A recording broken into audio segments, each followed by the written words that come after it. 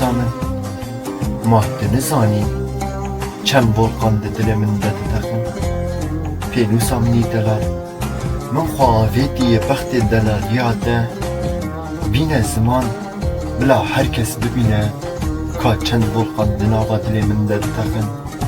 Bîne ziman ka ev dilê biçûkî belengaz çawa bûye gorek ji agirdengên zerdeştê kal.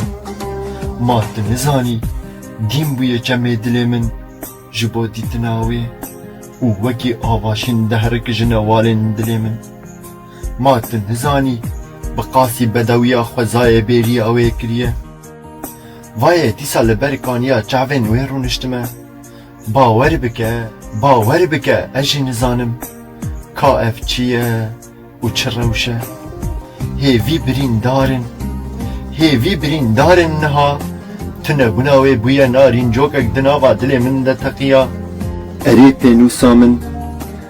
pênûsa min xwe avêtiye bextê delaliya te. Vê carê serhişkiyê neke û li dijî min tev negere. Bi nazdarî xwe bi ser bejna rûpela min de berde.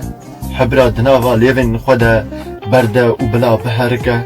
Ji riyê min re bibe pêşeng, ji şevê min re bibe ronî, ji gotinê min re bibe ziman, ji ralbûna min re bibe çare. Erê pênûsa min, ji ralbûna min re bibe çare. Ji ralbûna min re bibe çare.